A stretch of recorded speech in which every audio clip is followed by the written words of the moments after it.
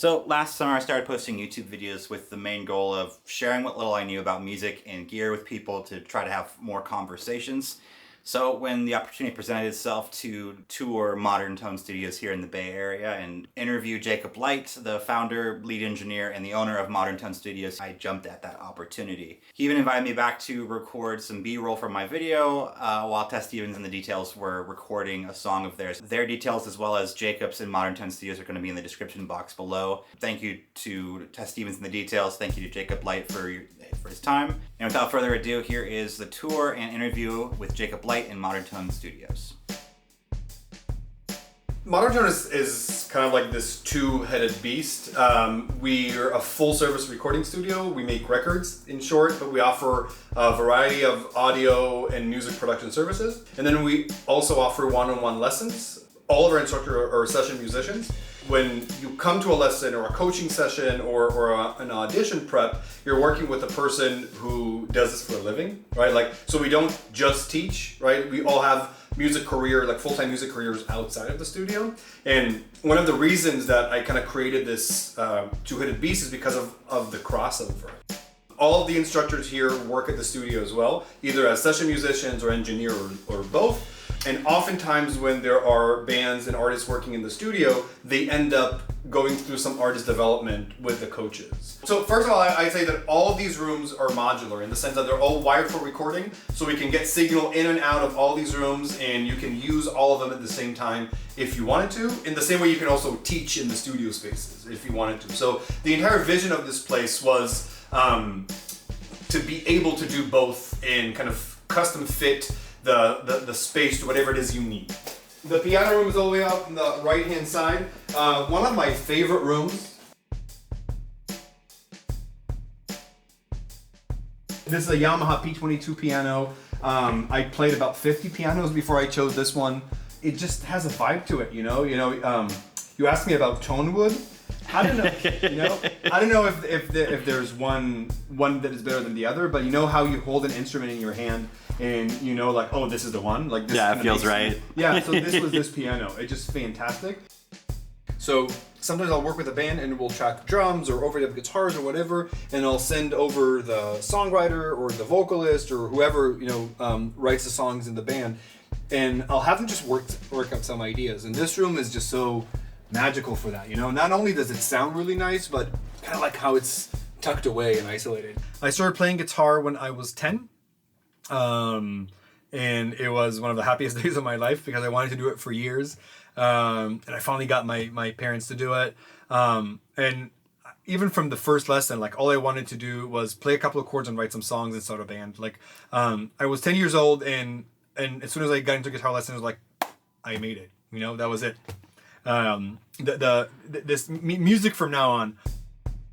This is a typical room. We call these the East Room and the West Room, and we use them for guitar lesson, piano lessons, voice lessons, songwriting lessons, and for pre-production. So oftentimes I'll hang out here with a couple of band members or an artist and just hash out ideas.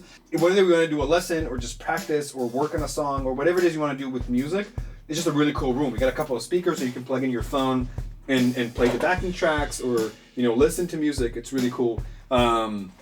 This guitar, if you're interested, is, I believe it's it's from the 1930s. I think it's a 39 Silvertone. Oh, nice. It's the same guitar that Audrey Hepburn played in Breakfast at Tiffany's. Not the same actual guitar, just the same model. It just has such a wonky cool. It just has this cool little sound. I use it for tracking all the time. This is a 70s Sigma, a lawsuit era. Just looking at the headstock, you'll figure out what I'm talking about. Oh yeah. Right? It's I picked it up for $100 from this guy in Craigslist. Again, it's kind of a smaller body. It has just a unique kind of cool tone to it, and it's awesome. One thing I didn't mention is that we also do music production lessons in here. We'll plug in a couple of laptops. We've got some extra monitors out back. We've got some headphones and headphone splitters and whatever. And we kind of teach people how to get into the basics of music productions. Oh, nice. All the way up to full-on mixing lessons and full-on workshops, like daily workshops.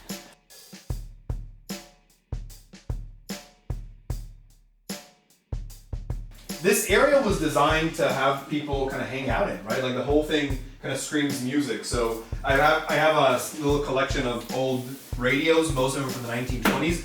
And fun fact, they are all 100% operational. Oh, really? Yep, absolutely. Nice. They're fun. I don't know why I gravitate towards that. I keep buying them. It's a problem. I was always into the home stereo that my parents had, kind of tinkering with it and messing around with it. And I realized that there's a dual tape deck. And there was this kind of auxiliary blend knob. So I realized that if I plugged my guitar into it, or even plug anything to it, I could bounce audio back and forth. So I could run run a tape deck, record it, and then run the other tape deck, play on top of it, and just keep layering things.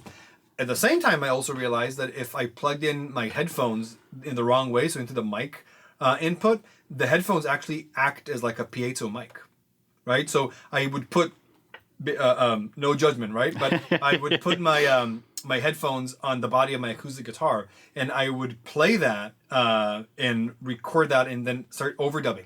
Right, so I would play a couple of rhythm parts and overdub them, and then I would play a melody and overdub them, and then I would sing into the headphones. And it was like, oh wow, I've got a recording, right?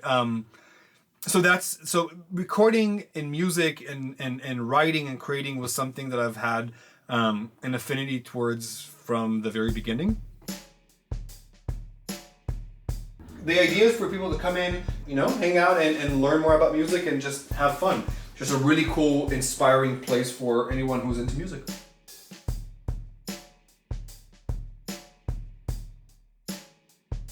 Okay, so down the hall, right here is the ISO booth / the vocal booth. We use this room for a variety of things. So whenever we record narration or audiobooks or something like that, it's a really cool room to do that.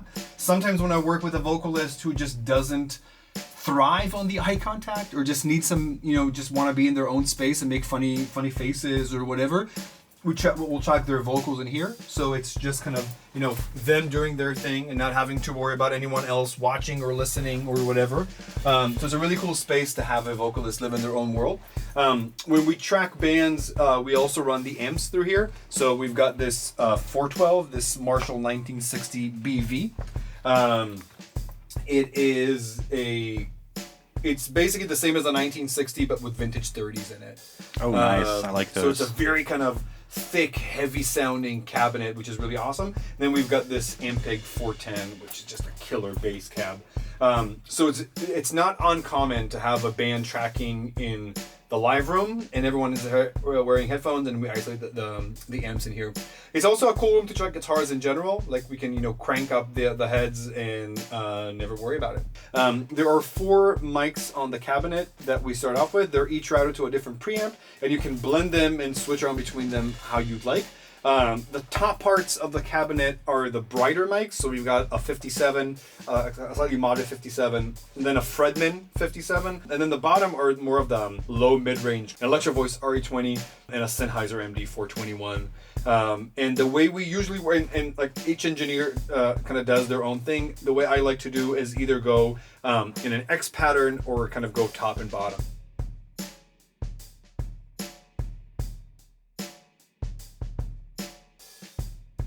Yeah, this is the live room, aka the drum room. Yeah, I hang out here a lot. So we track anything here, from tracking drums to tracking a live band. I've tracked choirs in here. We track a quartet.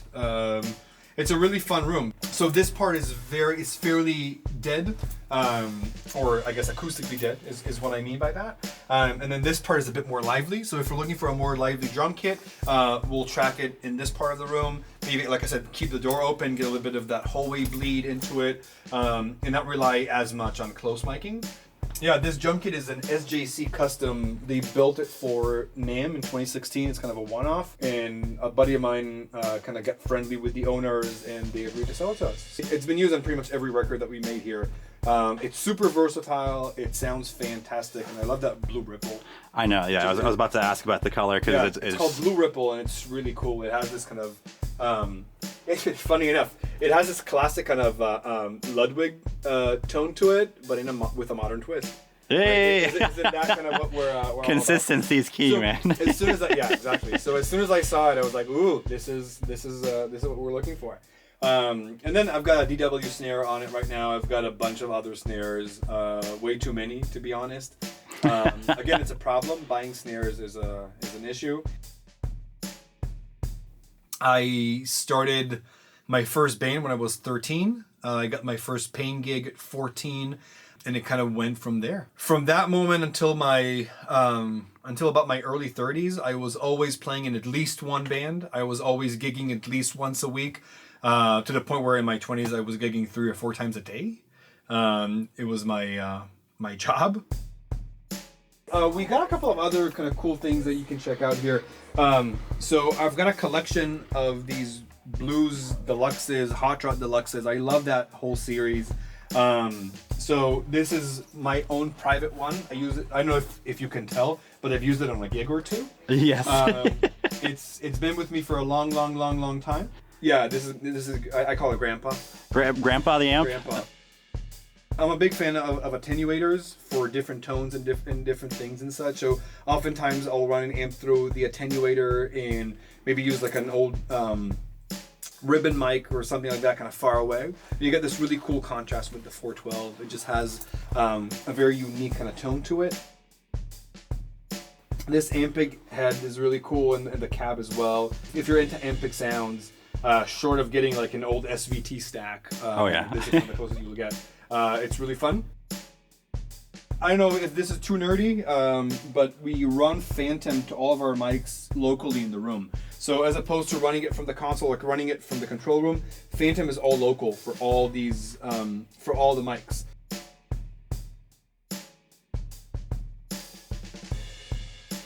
I didn't know that being a producer is a thing when I was 14, but interesting enough, I was always the producer in the band, right? I would show up to band practices and my friends would be like, how did that song go? And I'm like, I'll tell you exactly how it went. And here, the drum part was this, and the bass part was this, and the guitar, and then on the bridge you did this, and then we did that harmony. They were like, why do you remember all that? And like, how can you not? It's, you know, it was such a surreal experience.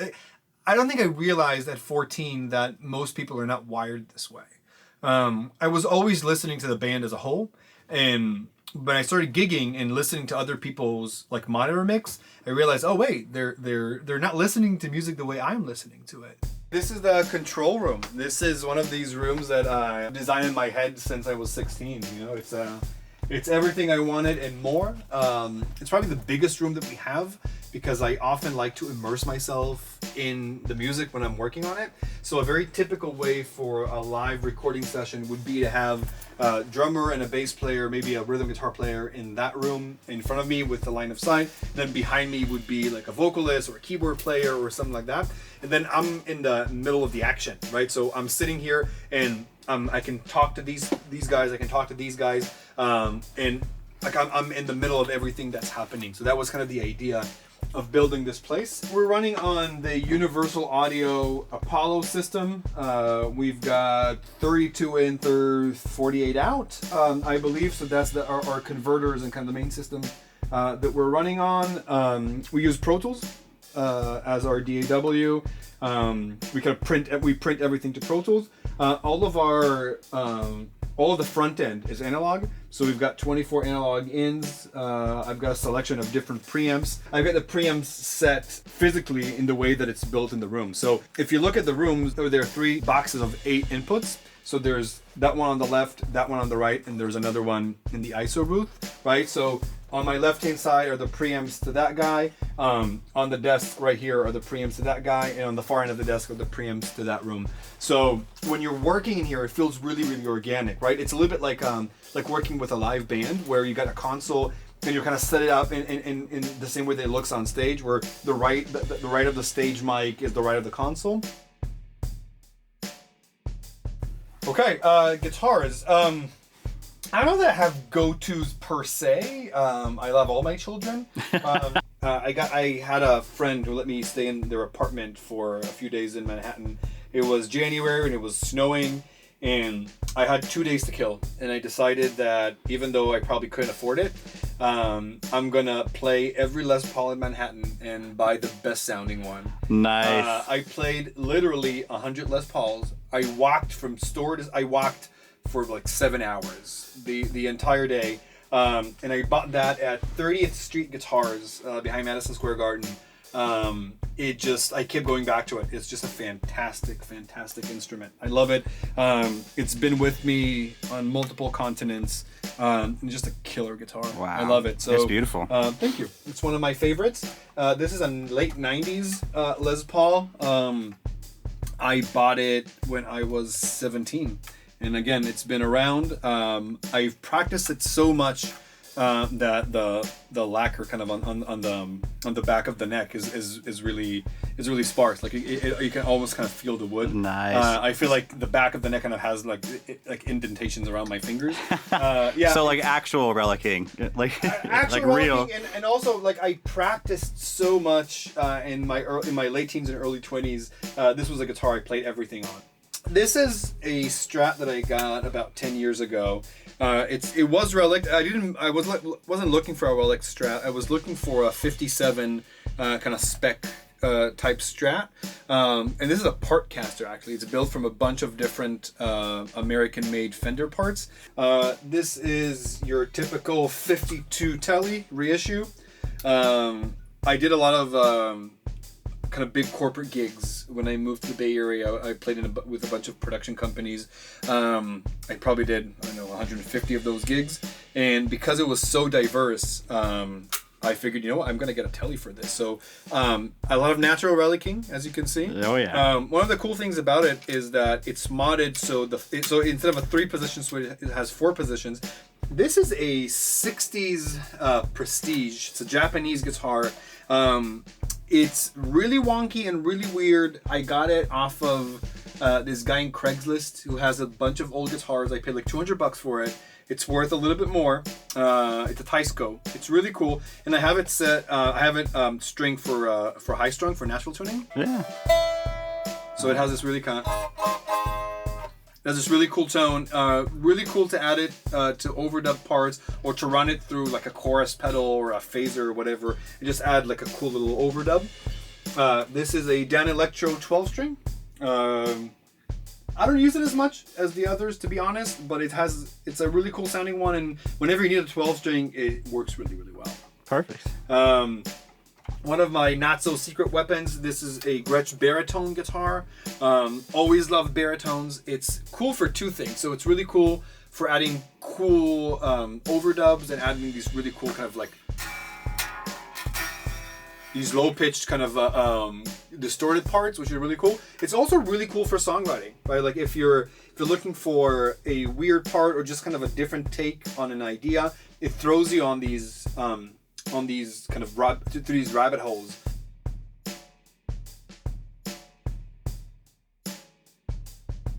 And then in my late teens and 20s, I started doing a lot of session work and kind of guitar for hire work. I played in tons of bands. I subbed for a lot of bands.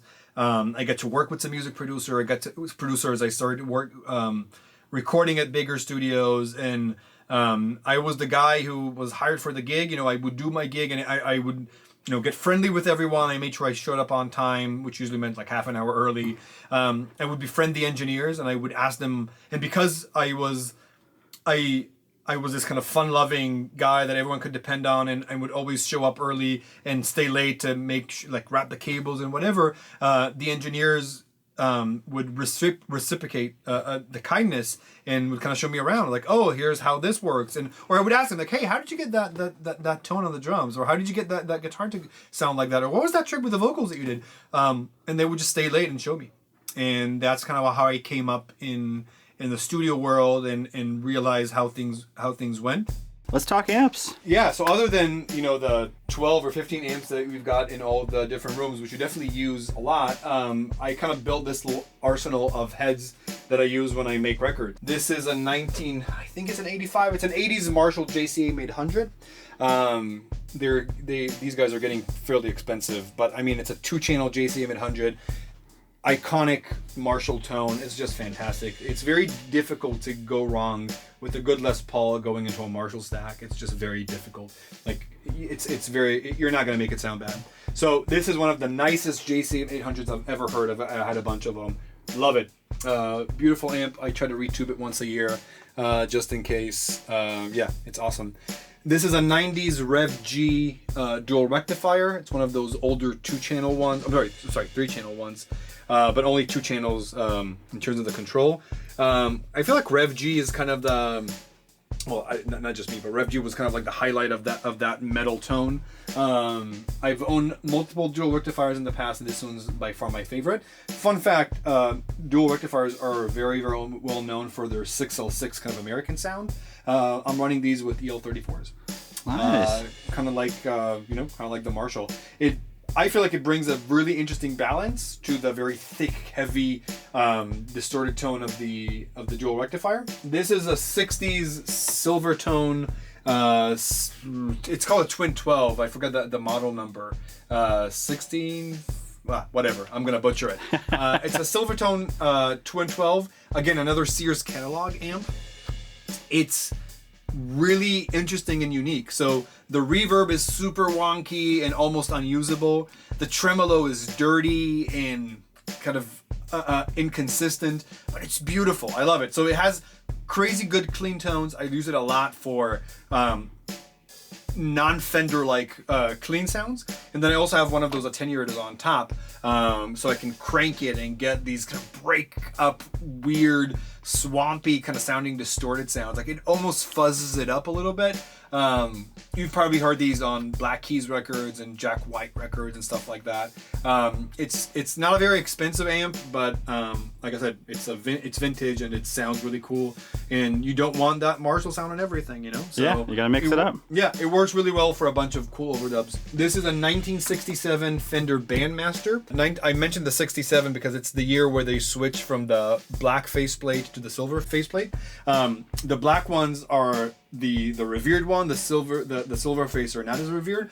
But 1967 is the only year where they had the silver faceplate, but the electronics of the black face. Nice. So it's the way to get into it. Exactly, right? It's a beautiful amp, classic American sound, beautiful vibrato.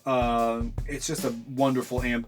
Love to use that with one of the Fender cabinets. Like I mentioned before, put a cool ribbon mic a couple of feet from the cab. It's going to be very difficult to go wrong with this one. This is a 1994 5150, one of the original runs. It's not a black letter, it's a signature model, but it's beautiful. It was recently maintained. I think it's my newest amp. What can you say about the Eddie Van Halen tone? It's Marshall on steroids, gain for days. Like you're never gonna run out of gain. Surprisingly enough, I love the clean channel on it. Like I don't think no one ever buys a 5150 for the clean channel, but I don't know, man. I use it a lot. Is that what you bought it for? No. No. Like I buy it so we can shred and make obnoxious crunch tones. But the clean channel on it is just absolutely freaking amazing. If you own one, try it. It's just beautiful. Either for clean or just kind of edge or breakup stuff. It's super versatile. This is a Marshall Vintage Modern that actually belongs to Daniel. He's one of the instructors and session musicians here. He's had it for years, but he does a lot of corporate gigs nowadays, and he doesn't really need a head. It was basically, hey, I want this head to be played. So we do.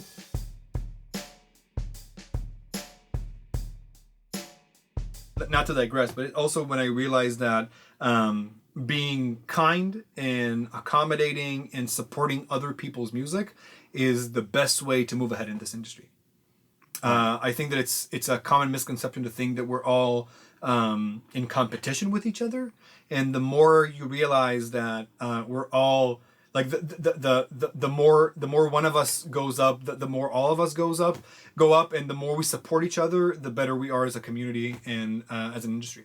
Last but not least, this is an Orange Rocker 15 Terror. It is a smaller version of their Rocker Verb circuit, which is just divine. Amazing distortion and dirty sounds. Pretty cool clean sounds as well. It rocks. I love the 15 watt kind of configuration.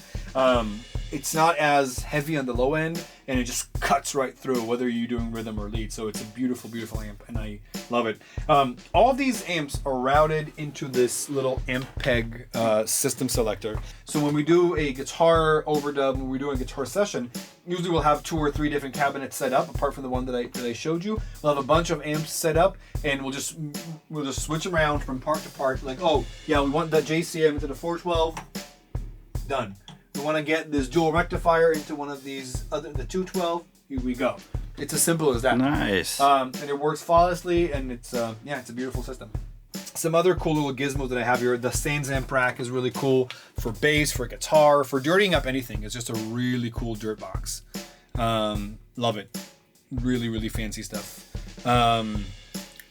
What else can I say? So these are our converters. These are all the Apollos. I've had these for years. It's rock solid. They sound amazing. Universal Audio did a really, really good job with those. They're fantastic. We use them for the most part as a converter, and yeah, we love it. We've got a wide selection of outboard gear, a bunch of compressors. These are really cool for drums. These DBX 160 XTs, they're vintage, sound really, really cool. This is Black Lion's take on 1176, which I use a lot. It's really, really cool. One of my favorite ones is this Audioscape LA2A. They call it the Opto. I think one of my favorite things about what I do is that there isn't a typical session. Like, every project and every artist is different, but we usually start with pre-production. So if it's a band, we'll plug in here, or we'll go through the rehearsal space and kind of go through the songs, and I'll throw out ideas from, like, hey, can we try it half a step higher, or maybe try that E chord there, see how that feels, or can we shorten that verse in half and see what that feels like. There's always a stage in pre-production when everyone gets excited about something in a song, and we're like, okay, this is it, like, this is going to be the foundation of it. At that point, we'll usually record some scratch tracks. So it's a very rough kind of lead instrument and vocal, so a guitar and a vocal, a piano and a vocal, something like that, to a click, usually, not always, but usually to a click. And then the next step is production. So production looks very different from different projects, but we'll either record a live band, or we'll record a rhythm section where a drummer and bass player get to play together, or we'll layer everything. We'll get the drums and then get the bass and whatever it is we need to get for the production. Oftentimes, like I said before, during pre-production or during production, there's going to be some kind of educational / coaching / artist development part of it. So we'll bring in a couple of the super talented folks that work here, and then help the artist or myself or both of us just come up with new ideas. The last part of the record making process will be post-production. So editing, mixing. The way I like to think about it is kind of like photoshopping an image. Right, like you set up the studio, you set up lighting, cameras, lenses, you make sure that you capture this really beautiful moment in time, you make sure that it's the best it can possibly look, and then you go into post-production with Photoshop and really bring the colors to life, make it more vivid. We've got some really exciting records that are coming out in the next few months as we're recording this. Tess Stevens in the Details is a band that I've been working with for a long time. Their new record, Runaway, we took about 18 months to produce it here. We co-wrote all the songs. We did everything here, and it's just an amazing kind of dark rock record that I am very, very, very excited about. Another record that came out earlier this year was Heartbreak Residue by Briget Boyle. Briget is one of the instructors here. She also does a lot of vocal sessions for me, and she's our production manager. She's also a longtime artist. This is her third full-length record. And we produce it all here, from pre-production and, working out the songs, through tracking, through mixing. We tracked half of it live, which was really fun. It was a live band in the studio. And it's a really deep, organic folk rock record with some fantastic musicians on it. It's just a fantastic record. I urge everyone to check it out. So what's next for Modern Tone? We're looking into a bunch of things in terms of growth. We're looking into extending our hours and offering second shift sessions. So we're going to do some night sessions, which we haven't offered up until now. We're expanding our remote offerings. We're doing a lot of more remote session and remote mixing sessions. We're doing a lot of remote lessons, which we haven't done in the past. And yeah, I guess the future is working with more people who are really passionate about music. So, what would be the best way for people to find you guys if they're interested in making a record with you or taking lessons? Yeah, ModernToneStudios.com. Tone singular, studios plural. ModernTone Studios. We've got all our content information there. There's tons of info and videos and stuff like that. So hit us up through there. Contact@ModernToneStudios.com is our main email address. Yeah, or you can call us up. Everything's on the website, so check it out. We're also fairly active on Instagram, so you can find us there as well. And yeah, reach out, even if you just want to talk about music. Like, just feel free to hit us up and ask a question, or just comment, or if you just want to hang. All right. Thank you so much for your time. Yeah, you bet. Thank you.